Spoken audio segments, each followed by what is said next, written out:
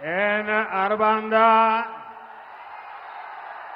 தமிழ் சகோதர சகோதரிகளே, वणक्कम। सबसे पहले तो मैं आप सबकी क्षमा मांगता हूं, क्योंकि मैं तमिल में बोल नहीं पाता हूं और इसके लिए आप सब मुझे क्षमा करेंगे। நண்பர்களே, நான் உங்களிடத்தில் இந்த தமிழில் பேசாமல் இருப்பதற்கு உங்களிடத்தில் என்னுடைய வருத்தத்தை தெரிவித்துக் கொண்டு என்னுடைய உரையை நான் ஆரம்பிக்கின்றேன்। दूसरा, 14 अप्रैल को हमारा नववर्ष आरंभ हो रहा है।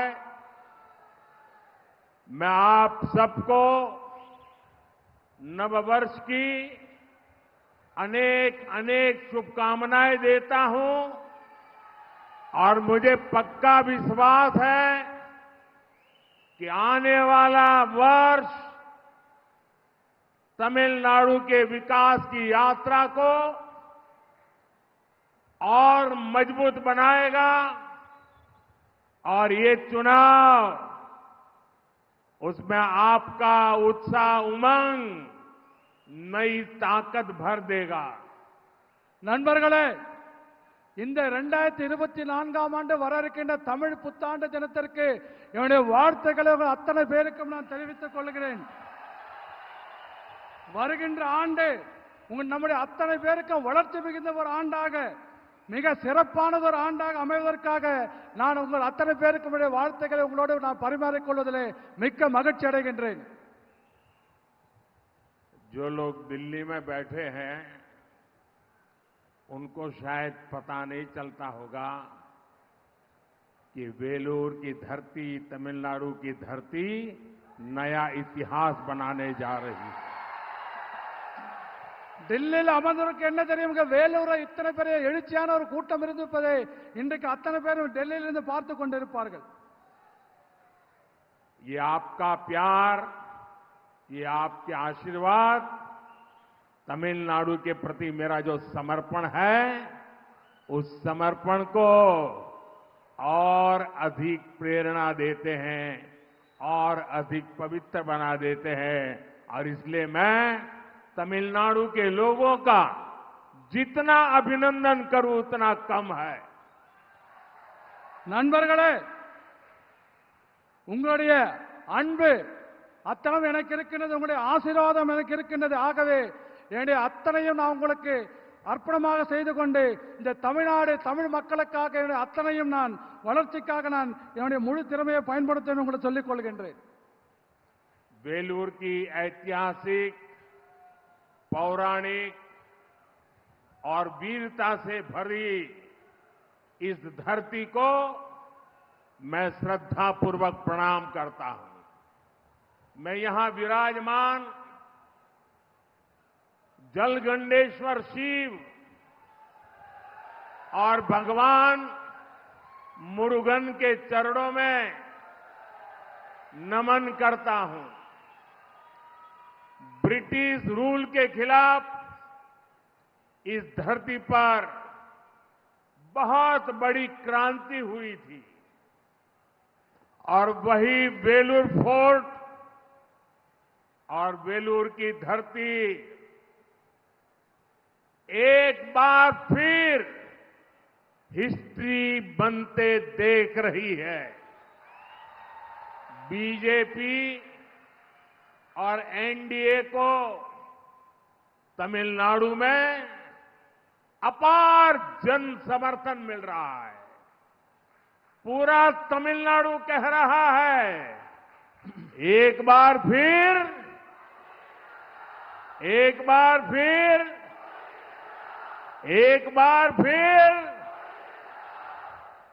நண்பர்களே, இந்த வரலாற்று சிறப்புமிக்க இந்த மிக பழமையான இந்த வேலூர் நகரத்திலே, அதுவும் துணிச்சலுக்கு பெயர் போன, வீரத்திற்கு பெயர் போன இந்த வேலூர் நகரத்திலே நான் தலைவணங்கி உங்கள் அத்தனை பேருக்கு வணக்கத்தை தெரிவித்துக் கொள்கின்றேன்। இங்கே அருள் பாலித்துக் கொண்டிருக்கின்ற ஜலகண்டேஸ்வர சிவனை வணங்கி முருகப்பெருமானை கடவுள் முருகப்பெருமானை வணங்கி அவர் பாதங்களை தொட்டு நான் மீண்டும் எனது வணக்கங்களை தெரிவித்துக் கொள்கிறேன். இந்த வேலூர் ஆங்கிலேயருக்கு ஆட்சிக்கு எதிராக இந்த மண்ணிலே மிகப்பெரிய புரட்சி இங்கே ஏற்பட்டுள்ளது, ஏற்கனவே நடந்திருக்கிறது. அதே போல இந்த வேலூர் கோட்டையும் இந்த வேலூர் மண்ணும் மீண்டும் ஒரு வரலாற்று நிகழ்வை காணப் போகிறது என்பதை நான் இந்த நேரத்தில் தெரிவித்துக் கொள்கிறேன். தமிழகத்தில் பாரதிய ஜனதா கட்சிக்கும் தேசிய ஜனநாயக கூட்டணிக்கும் மக்கள் ஆதரவு பெருகி வந்து கொண்டிருக்கின்றது. ஆகவே ஒட்டுமொத்த தமிழகம் இன்றைக்கு சொல்லிக் கொண்டிருக்கிறது, மீண்டும் மோடி அரசு, மீண்டும் மோடி அரசு, மீண்டும். साथियों, हमें मिलकर इस 21st सेंचुरी में अपने भारत को, अपने तमिलनाडु को विकसित बनाना है। बीते 10 वर्षों में एनडीए की सेंट्रल गवर्नमेंट ने डेवलप भारत की फाउंडेशन तैयार की है। आपको याद होगा 2014 के पहले भारत को कैसी नजर से देखा जाता था। हमारी इकोनॉमी वीक थी, देश में बिग या स्मॉल डिसीजंस ही नहीं होते थे, केवल स्कैम्स की खबरें आती थी। जब भी अखबार खोलो स्कैम, जब भी नेता का नाम सुनो स्कैम। भारत के बारे में कहा जाता था कि भारत की इकोनॉमी कभी भी फेल हो सकती है, हिंदुस्तान इकोनॉमिकली डूब जाएगा, ऐसा कहा जाता था। நண்பர்களே, இந்த 21வது நூற்றாண்டிலே நாம் இந்தியாவையும் நம் தமிழகத்தையும் அத்தனை பேரை ஒன்றிணைந்து வளர்க்க வேண்டும். அது மட்டுமல்ல, கடந்த 10 ஆண்டுகளிலே மத்தியில் ஆண்டு கொண்டிருக்கின்ற தேசிய ஜனநாயக கூட்டணி அரசானது நல்ல ஒரு இந்தியாவுக்கான அடித்தளத்தை தயார் செய்து வைத்திருக்கின்றது. ஆனால் 2014ஆம் ஆண்டிற்கு முன்பாக இந்தியா எப்படி இருந்தது நம் அத்தனை பேருக்கும் தெரியும். உலகத்தில் மிகவும் பொருளாதாரத்தில் மிகவும் பலவீனமான ஒரு நாடாக நாம் இருந்து கொண்டிருந்தது. அது மட்டுமல்ல, அந்த 2014 முன்பாக மிக பெரிய முடிவுகள் இந்த நாட்டில் எதுவும் எடுக்கப்படாமல் இந்த ஆட்சி நடந்து கொண்டிருந்தது. ஆனால் இந்தியாவை பற்றி எங்கு பார்த்தாலும் உலகத்தில் என்ன செய்தி வரும் தெரியுமா? மோசடிகள், இந்தியாவில் நடக்கிற மோசடிகள், இந்தியாவில் நடக்கின்ற ஊழல்கள், இது பற்றி மட்டுமே நமக்கு செய்திகள் வந்து கொண்டிருக்கின்றது. ஆனால் அது மட்டுமல்ல, இந்தியாவுடைய பொருளாதாரம் என்றைக்கு வீழ்ச்சியடையும் என்று உலக நாடுகள் முழுவதும் பேசப்பட்டு வந்திருக்கிற நிலையிலே இதற்கு முன்பாக இருந்த அரசாங்கம் செய்து வந்தது.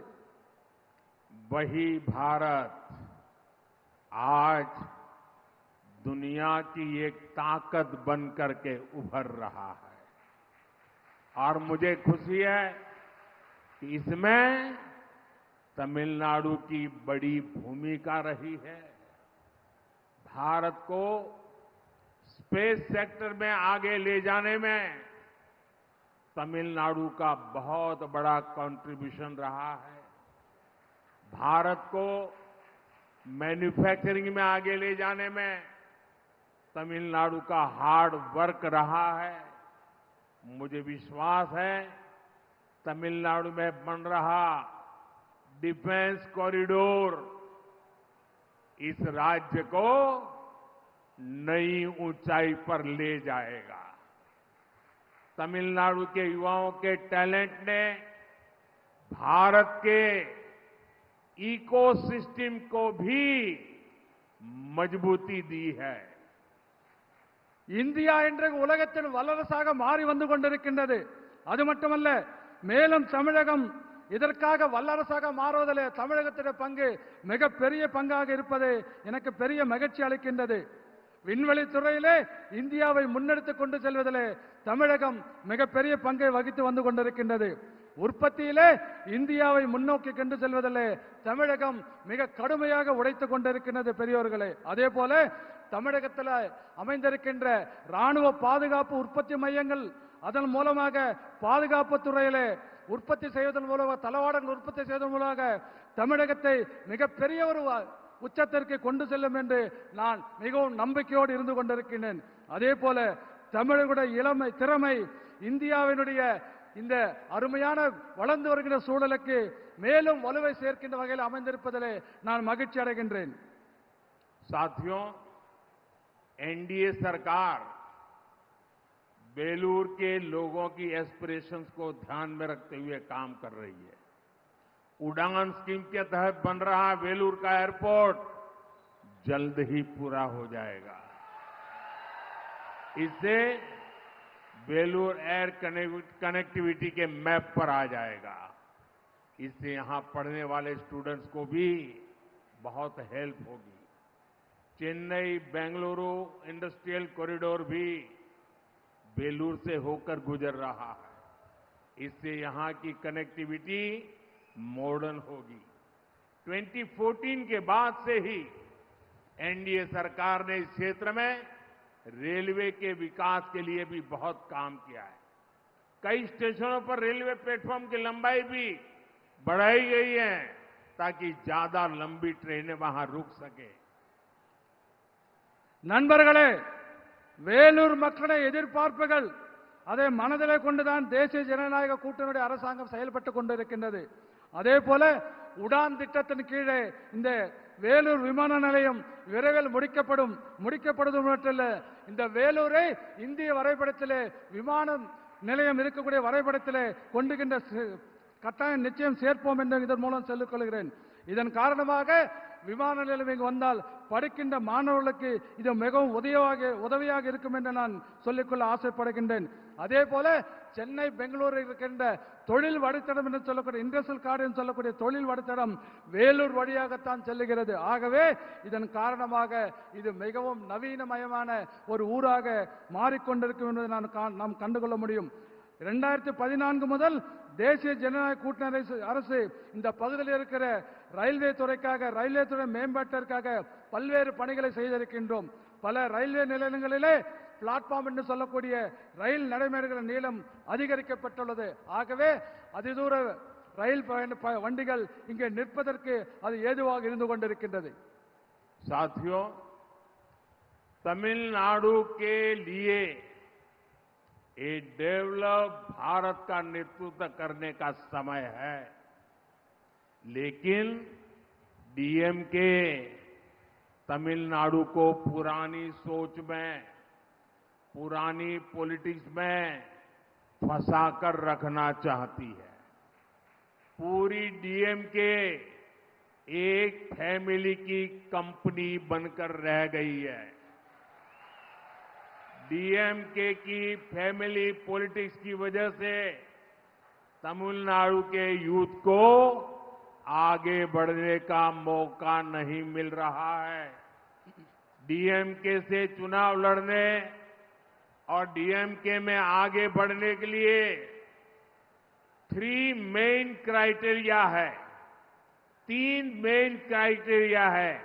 First, family politics, second, corruption, third, anti Tamil culture. நண்பர்களே, வளர்ந்த இந்தியாவை வழிநடத்தும் தமிழகம் வழிநடத்தக்கூடிய ஒரு நேரம் இது.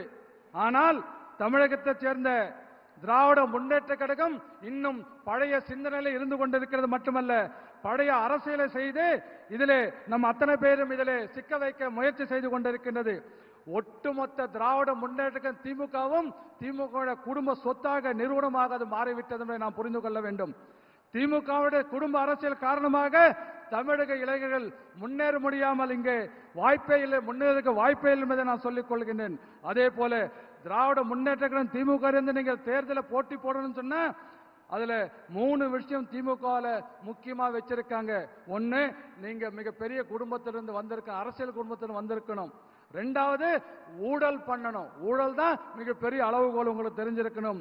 அடுத்து 2வது. 3வது, தமிழை கலாச்சாரத்தை எதிர்க்க வேண்டும். இது 3ஐயும் வைத்துக் கொண்டு திராவிட முன்னேற்ற கழகம் தமிழகத்தை பின்னோக்கி அழைத்து சென்று கொண்டிருக்கிறது.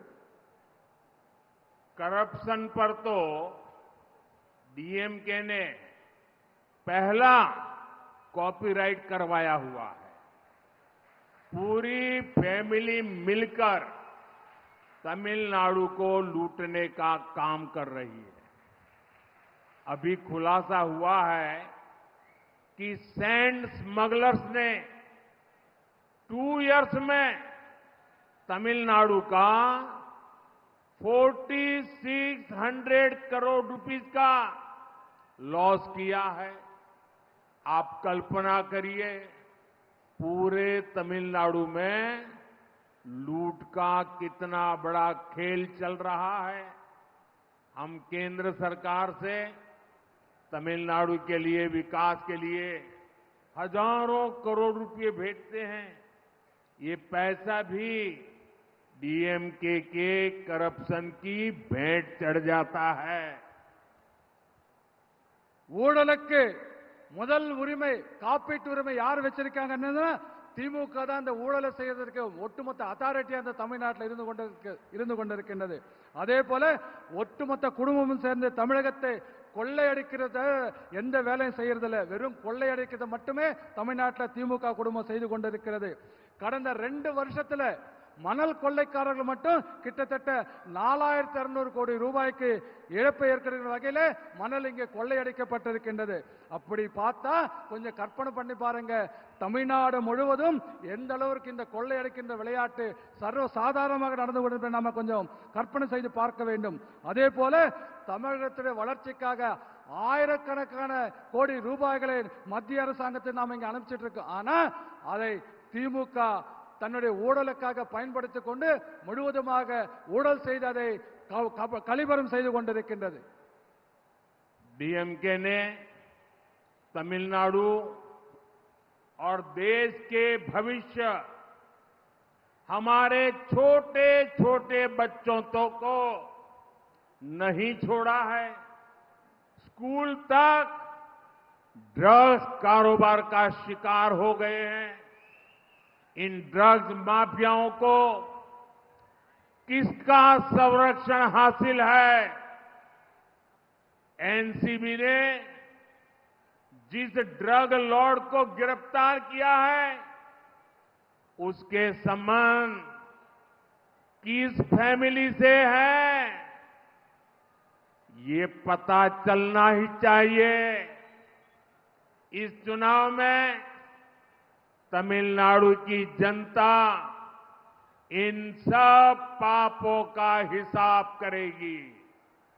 அது மட்டுமல்ல, தமிழகத்திலே எதிர்காலம், நாட்டுடைய எதிர்காலம் இது மட்டும் பாழடிக்கவில்லை. சின்ன சின்ன குழந்தைகள், தமிழ்நாட்டுக்கு சின்ன குழந்தைகளை கூட திமுகவில் காப்பாற்ற முடியவில்லை. காரணம், பள்ளிக்கூடங்களில் இன்னைக்கு போதைப் பொருட்கள் மிக வியாபார கூடமாக இன்றைக்கு பள்ளிக்கூடங்களில் போதைப் பொருள் விற்கப்பட்டு வந்து கொண்டிருக்கின்றது. அது மட்டுமல்ல, இந்த போதை மாஃபியாக்கள், இந்த கும்பல், போதை கடத்துகின்ற கும்பல், இதுக்கு யார் பாதுகாப்பு கொடுக்கறாங்க, யாருடைய பாதுகாப்புல இருக்குன்னு தெரியுமா உங்களுக்கு? என்சிபியால கைது செய்யப்பட்ட இந்த போதைப் பொருள் கள்ளக்கடத்தல் தலைவன் எந்த குடும்பத்தோடு தொடர்பு இருக்கான்னு உங்களுக்கு தெரியுமா? ஆகவே இந்த பாவங்கள் அத்தனைக்கும் வருகின்ற தேர்தலில் மக்கள் தக்க பாடம் புகட்டுவார்கள் என்று நான் உறுதியோடு சொல்லுகின்றேன். साथियों, डीएमके पार्टी की पॉलिटिक्स का मुख्य आधार है डिवाइड, डिवाइड और डिवाइड। ये पार्टी देश के लोगों को भाषा के नाम पर लड़ाती है, क्षेत्र के नाम पर लड़ाती है, धर्म और जाति के नाम पर लड़ाती है। डीएमके को पता है कि जिस दिन लोग डिवाइड एंड रूल की पॉलिटिक्स समझ गए, ये डीएमके को एक वोट नहीं मिलेगा, एक वोट। इसलिए ये लोग को आपस में लड़ाते हैं। मैंने भी ठान लिया है कि डीएमके की इस दशकों पुरानी खतरनाक पॉलिटिक्स को एक्सपोज करके ही रहूंगा। நண்பர்களே, திமுகவோட முக்கியமான அரசியல் குறிக்கோள் என்ன தெரியுமா? பிரித்து ஆளு, மக்களை பிரித்து வைக்க வேண்டும், மக்களை பிரித்து கொண்டே இருக்க வேண்டும். இதுதான் அவருடைய கொள்கையாக நோக்கமாக இருந்து கொண்டிருக்கிறது. இந்த தமிழ்நாட்டுடைய மக்களை மொழியின் பெயராலே பிரித்துக் கொண்டிருக்கிறார்கள். தமிழ்நாடு மக்களை பிராந்தியத்தை உணர்வின் பெயராலே பிரித்துக் கொண்டிருக்கிறார்கள். அதே போல மதத்தின் பெயரால் பிரிவினை செய்து கொண்டிருக்கிறார்கள். ஜாதியின் பெயராலே ஒருத்தருக்கு சண்டை போட்டுக் கொள்வதற்காக திராவிட முன்னேற்ற கழகத்துடைய கட்சி இங்கே வேலை செய்து கொண்டிருக்கிறது. ஆனா ஒரு விஷயம் திமுகவுக்கு தெரியும், என்றைக்கு இந்த பிரித்தாளுகின்ற சூழ்ச்சி மக்களுக்கு, தமிழக மக்களுக்கு புரிந்து கொள்கிறாரோ அன்றைக்கு அவங்க செல்லா காசு ஆகிடுவாங்கன்னு திமுகவுக்கு தெரியும். அதனால்தான் மக்களை உங்களுக்குள்ள நமக்குள்ள சண்டை மூட்டி சண்டை போட்டுக் கொண்டிருந்தால் அவங்க அதுல குளிர்காய நினைக்கிறார்கள் என்பதை நாம் புரிந்து கொள்ள வேண்டும். ஒரு விஷயம் நான் உறுதியோடு சொல்லிக் கொள்கிறேன், திமுக இந்த 50 ஆண்டு காலமாக என்னவெல்லாம் இந்த ஊழல்களை ஒரு மோசமான ஆபத்தான அரசியல் செய்து கொண்டிருக்கிறதோ அதை நான் தொடர்ந்து அம்பலப்படுத்துவதிலே நான் என்றைக்கும் உறுதியோடு இருந்து கொண்டிருக்கிறேன் என்பதை நான் சொல்லிக் கொள்கின்றேன். काशी तमिल संगमम हो, सौराष्ट्र तमिल संगम हो, मेरा प्रयास होता है कि पूरा देश हमारी महान तमिल संस्कृति को जाने। और आज जब मैं वेलूर आया हूं तो मैं काशी का सांसद हूं, आप सबको कहता हूं आप काशी आइए, मैं निमंत्रण देने आया हूं। काशी तमिल संगमम को और शानदार बनाइए। दूसरा, मैं गुजरात में पैदा हुआ हूं, यहां भी गुजरात के बहुत परिवार रहते हैं, सैकड़ों परिवार हैं यहां हमारे कच्छ के। मैं आपको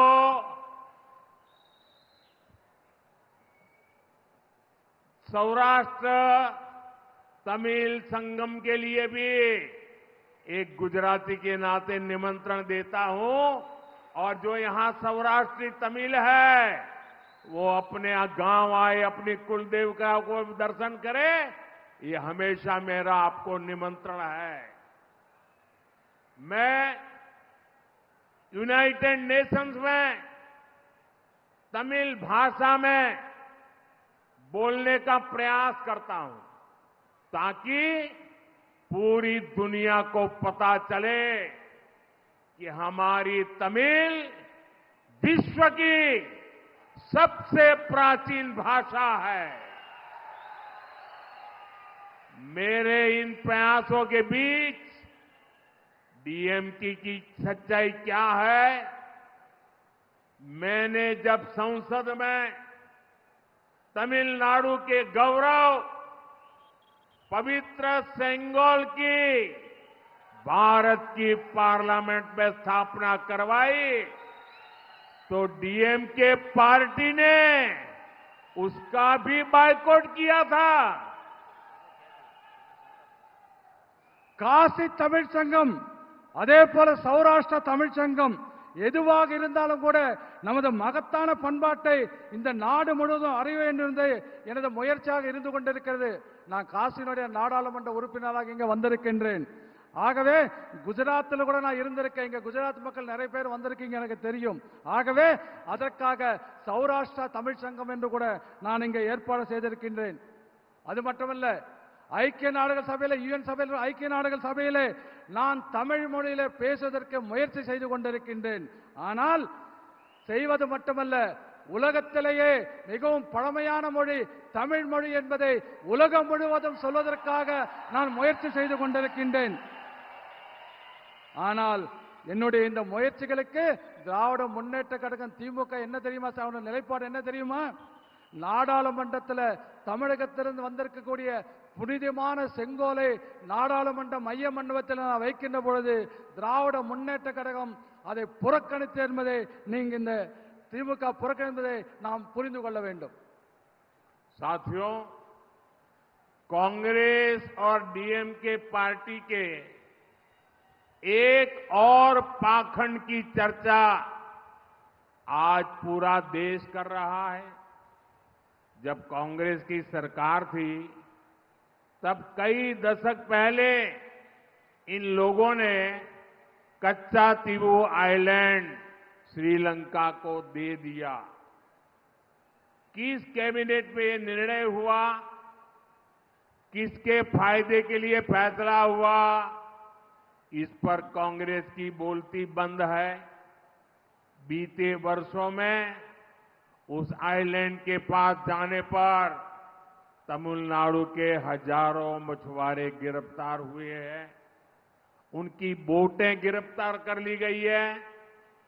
गिरफ्तारी पर कांग्रेस और डीएमके झूठी हमदर्दी दिखाते हैं, लेकिन ये लोग तमिलनाडु के लोगों को ये सच नहीं बताते कि कच्चा तीवू आइलैंड उन्होंने श्रीलंका को दे दिया और तमिलनाडु की जनता को अंधेरे में रखा था। एनडीए सरकार ऐसे मछुआरों को निरंतर रिहा कराकर वापस ला रही है। इतना ही नहीं, 5 मछुआरों को फांसी की सजा कर दी थी श्रीलंका ने, मैं उनको भी जिंदा वापस लौट के आया था। डीएमके कांग्रेस सिर्फ मछुआरों के ही नहीं बल्कि देश के भी गुनहगार है। நண்பர்களே, இன்று நாடு முழுவதும் காங்கிரஸ் திராவிட முன்னேற்ற திமுகவுடைய ஒரு போலியான முகம் என்று மக்களுக்கு புரிந்து விவாதித்துக் கொண்டிருக்கின்றது. காங்கிரஸ் ஆட்சியில் இருந்தபோது பல ஆண்டுகளுக்கு முன்பாக நம்முடைய கச்சத்தீவை இலங்கைக்கு இவர்கள் தாரை வார்த்து கொடுத்து விட்டார்கள். எந்த அமைச்சர்கள் இந்த முடிவெடுக்கப்பட்டது நமக்கு அத்தனை பேருக்கும் தெரியும். யாருடைய நலனுக்காக இது எடுக்கப்பட்டது மக்களுக்கு தெரியும். ஆனால் இதை சொல்லாமல் காங்கிரஸ் கட்சி இன்றைக்கு மௌனம் சாதித்துக் கொண்டிருக்கின்றது. அது மட்டுமல்ல, பல ஆண்டு காலமாக தமிழகத்தைச் சேர்ந்த ஆயிரக்கணக்கான மீனவர்கள் அந்த தீவுக்கு அருகே சென்றால் கைது செய்யப்பட்டுக் கொண்டிருக்கிறார்கள்.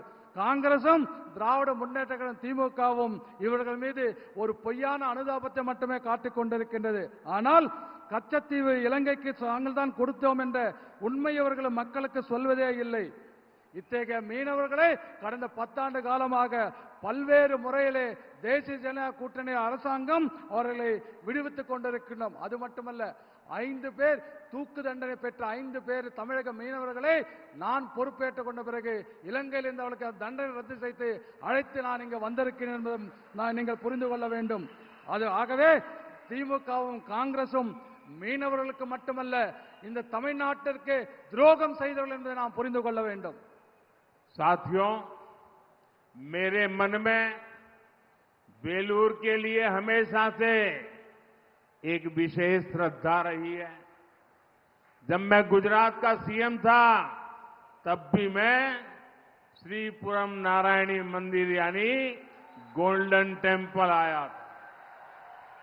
तमिलनाडु तो शक्ति की उपासना करने वाले लोगों की धरती है, लेकिन इंडी अलायंस के लोग इसी शक्ति का भी अपमान करते हैं। आपको याद होगा कांग्रेस के युवराज ने क्या कहा है, हिंदू धर्म में जो शक्ति है वो उस शक्ति का विनाश करेंगे। यही मानसिकता डीएमके की भी है।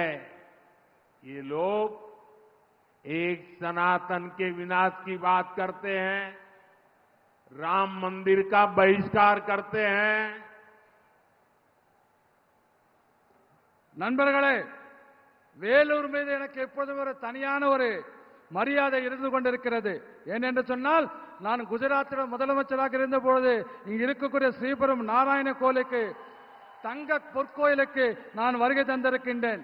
தமிழ்நாடு பெண் சக்தியை வலுப்பெறுகின்ற பெண் சக்தியை ஆராதிக்கின்ற ஒரு மண்ணாக இந்த மண் தமிழக மக்கள் இருந்து கொண்டிருக்கிறார்கள். ஆனால் இந்தி கூட்டணி மக்கள், இந்து கூட்டணியை சேர்ந்தவர்கள் இதை பெண்களை மதிப்பது மட்டுமல்ல அவமதித்துக் கொண்டிருக்கிறார் என்பதை நாம் புரிந்து கொள்ள வேண்டும். இந்து மதத்தில் இருக்கின்ற பெண் சக்தியை நான் அழிப்பேன் என்று இந்த காங்கிரஸ் கட்சியோட இளவரசர் ராகுல் காந்தி இந்து தர்மத்தை அழிப்பேன், இந்த சக்தியை அழிப்பேன் என்று சொன்னது உங்கள் அத்தனை பேருக்கும் நினைவிருக்கலாம். திமுக மட்டும் ஒன்றும் சரியில்லை. திமுகவுக்கும் அதே மனநிலை தான் உங்களுக்கு. சனாதனத்தை அழிப்பேன் ஒருத்தன் பேசுறான், அதே போல ராமர் கோயிலை புறக்கணிப்போம் என்று அவர்கள் பேசிக் கொண்டிருக்கிறார்கள். डीएमके और इंडी गठबंधन महिलाओं के अपमान में भी पीछे नहीं है। इन्होंने अम्मा जयललिता के साथ कितना गलत व्यवहार किया था। आज भी डीएमके नेता महिलाओं के अपमान में कैसी कैसी भाषा बोलते हैं, ये तो यही वेलूर के लोगों ने ही देखा है। बीजेपी को, एनडीओ को दिया आपका आशीर्वाद सनातन शक्ति की रक्षा करेगा और महिलाओं का सम्मान भी बढ़ाएगा। பெண்களை இழிவுபடுத்துவதில் திமுகவும் இந்த கூட்டணியும் ஒரே மாதிரி கைகோத்து கொண்டு வேலை செய்து கொண்டிருக்கிறார்கள். ஆகவே அவளுக்கு வேறுபாடே கிடையாது. ரெண்டு பேரும் பெண்களை அவமதிப்பதிலே ஒரே கூட்டணியாக இருந்து கொண்டிருக்கிறார். நமக்கெல்லாம் தெரியும் ஜெயலலிதா அம்மாவை எப்படியெல்லாம் இவங்க மோசமாக பேசினாங்க, எப்படி நடத்தினாங்கன்னு நம்ம அத்தனை பேருக்கும் தெரியும். அதே போல இன்றைக்கு கூட திமுகவுடைய தலைவர்கள் பெண்களை இழிவுபடுத்தும்படியாக பேசிக் கொண்டிருக்கிறார்கள். அதுல வேலூர் மக்களும் நாமளும் நீங்களும் அதை பார்த்திருக்கீங்கன்னு எனக்கு தெரியும். அதே போல பாரதிய ஜனதா கட்சியும் தேசிய ஜனதா கூட்டணிக்கும் உங்களை ஆசீர்வாதம் இருக்கின்ற காரணத்தினாலே இந்த பெண்கள் சக்தியை நாங்கள் பாதுகாப்பது மட்டுமல்ல, பெண்களுக்குரியான மரியாதையை நாங்கள் உங்களுக்கு மீட்டுக் கொடுத்து அதிகரிப்போம் என்பதை இந்த நேரத்தில் நான் சொல்லிக் கொள்கின்றேன். साथियों, 19 अप्रैल को तमिलनाडु के सम्मान के लिए, तमिलनाडु के उज्जवल भविष्य के लिए बहुत बड़ा अवसर आने वाला है। वेलूर से श्री एसी षणमुगम, धर्मपुरी से श्रीमती सौम्या अम्बुमणि, कृष्णागिरी से श्री श्री नरसिम्हन, अरक्कोणम से श्री के बालू, तिरुवन्नामलाई से श्री ए अश्वत्थामन और आरडी से श्री ए गणेश कुमार, ये आपके सपनों और आकांक्षाओं के लिए काम करेंगे।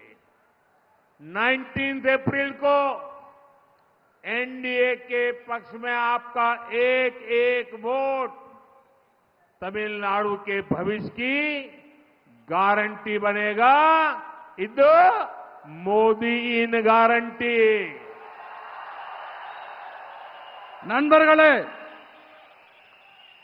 நண்பர்களே, வருகின்ற ஏப்ரல் 19ஆம் தேதி தமிழகத்துடைய மானத்தை காப்பாற்றுவதற்கும் தமிழகத்துடைய எதிர்காலத்தை நாம் காப்பதற்கும் நமக்கு அருமையான ஒரு வாய்ப்பு வந்திருக்கின்றது. வேலூரைச் சேர்ந்த திரு ஏசி சண்முகம் அவர்கள், தருமபுரியிலே நம்முடைய திருமதி சௌமியா அன்புமணி அவர்கள், கிருஷ்ணகிரியிலே நம்முடைய மரியாதைக்குரிய நரசிம்மன் அவர்கள், அரக்கோண பாராளுமன்ற தொகுதியிலே நமது கே பாலு அவர்கள், அதே போல திருவண்ணாமலையிலே நமது ஏ அஸ்வத்தாமன் அவர்கள் மற்றும் ஆரணிலிருந்து நம்முடைய கணேஷ்குமார் அவர்கள் இவர்கள் எல்லாம் போட்டியிடுகிறார்கள். இவர்கள் அத்தனை பேரும் வெற்றி பெற்றால் உங்களுக்கு நமக்கெல்லாம் என்ன கனவு இருக்கிறதோ, உங்களுக்கு கனவு இருக்கிறதோ அந்த கனவுகளை நிறைவேற்றுவது மட்டுமல்ல, நம்முடைய தேவைகளை பூர்த்தி செய்வதற்காக தொடர்ந்து வேலை செய்ய வேண்டும் என்று நான் சொல்லிக் கொள்கின்றேன். ஆகவே ஏப்ரல் 19ஆம் தேதி தேசிய ஜனநாயக கூட்டணிக்கு ஆதரவாக நீங்கள் அளிக்கின்ற ஒவ்வொரு வாக்கும் தமிழகத்தின் எதிர்காலத்திற்கு உத்தரவாதம் இருக்கும் மட்டும் என்பதை நான் மோடியின் உத்தரவாதமாக நான் சொல்லிக் கொள்கிறேன், மோடியின் கேரண்டியாக சொல்லிக் கொள்கின்றேன். देखिए, मैं आपका परिचय करवा रहा हूं और मुझे वहां एक बाल प्रभु राम के वेश में उसके दर्शन हो रहे हैं। मैं आपको ये भी बताना चाहूंगा कि मेरे भाषण, मैंने पहले भी कहा था, मैं तमिल बोल नहीं पाता हूं, लेकिन मैं आपके साथ जीना चाहता हूं। मेरे दिल में आपको रखना चाहता हूं। आपके दिल में मैं हमेशा रहना चाहता हूं और इसलिए मेरे भाषण अब तमिल भाषा में भी ऑनलाइन उपलब्ध होते हैं। आप सोशल मीडिया एक्स पर नमो इन तमिल NAMO नमो इन तमिल को फॉलो करिए। आप मुझे तमिल भाषा में सुन पाएंगे। ये टेक्नोलॉजी का मैं उपयोग कर रहा हूं और मेरा एक आपसे प्रार्थना है। मैं आज वेलूर आया हूं। मेरी आपसे प्रार्थना है कि आप घर घर जाइए और हर परिवार में जाकर के बताना कि अपने मोदी जी वेलूर आए थे और मोदी जी ने आपको वणक्कम भेजा है। मेरा वणक्कम पहुंचाइए। நண்பர்களே, உங்களுடைய மகிழ்ச்சியெல்லாம் பார்க்கின்ற பொழுது எனக்கு மிகப்பெரிய நம்பிக்கை வந்திருக்கின்றது. இப்பொழுது என்னுடைய உரைகள் எல்லாம் இப்பொழுது உங்களுக்கு ஆன்லைன்ல தமிழ் மொழியில் உங்களுக்கு கிடைக்கிறது என்பதை இந்த நேரத்தில் நான் சொல்ல விருப்பப்படுகின்றேன். சமூக ஊடகங்களில் இருக்கின்ற எக்ஸ் வலைத்தளத்திலே நமோ இன் தமிழ் NAMO நமோ இன் தமிழ் என்ற அந்த இணைப்பை நீங்கள் பின்தொடர்ந்தால் தமிழ் நீங்கள் நான் பேசுவதெல்லாம் தமிழில் கூட கேட்க முடியும். தகவல் தொழில்நுட்பத்தை தமிழை வளர்ப்பதற்கு நான் இப்படியாக நான் பயன்படுத்திக் கொண்டிருக்கிறேன். அது மட்டுமல்ல, நான் வேலூருக்கு வந்திருக்கின்றேன். இதை அத்தனை வீடு வீடாக செல்லுங்கள். வேலூர் பாராளுமன்றத்திலே அத்தனை மக்களுக்கும் சொல்லுங்கள். மோடி வேலூருக்கு வந்திருந்தா அவருடைய வணக்கங்களை தெரிவித்தார், அவருடைய வாழ்த்துக்களை தெரிவித்தார் என்று ஒவ்வொரு வீடாக சென்று நீங்கள் இந்த என்னுடைய வேண்டுகோளையும் என்னுடைய வாழ்த்துக்களையும் சொல்ல வேண்டும் என்று உங்களை கேட்டுக்கொள்கிறேன். आप सबका इतनी बड़ी विशाल संख्या में हमें आशीर्वाद देने के लिए आए, मैं आपका हृदय से बहुत बहुत धन्यवाद करता हूं। वणक्कम। பெரியார்களே, இவ்வளவு பெரிய ஒரு கூட்டத்திலே எனக்கு ஆசி வழங்குவதற்காக, எனக்கு ஆதரவு கொடுப்பதற்காக இத்தனை பெரிய கூட்டம் வந்திருக்க உங்கள் அத்தனை பேருக்கும் என்னுடைய நன்றியை, மனமார்ந்த நன்றியை தெரிவித்துக் கொண்டு உங்கள் அத்தனை பேருக்கும் என்னுடைய வணக்கங்களை தெரிவித்துக் கொள்கிறேன். நன்றி, வணக்கம். भारत माता की। पूरी ताकत से बोलिए, भारत माता की। எல்லாரும் ரெண்டு கையெழுத்து. பாரத் भारत माता की ஜெய். भारत माता की ஜெய். वंदे वंदे वंदे மாதரம். वंदे மாதரம். वंदे மாதரம். वंदे மாதரம். वंदे மாதரம். वंदे மாதரம். वंदे மாதரம்.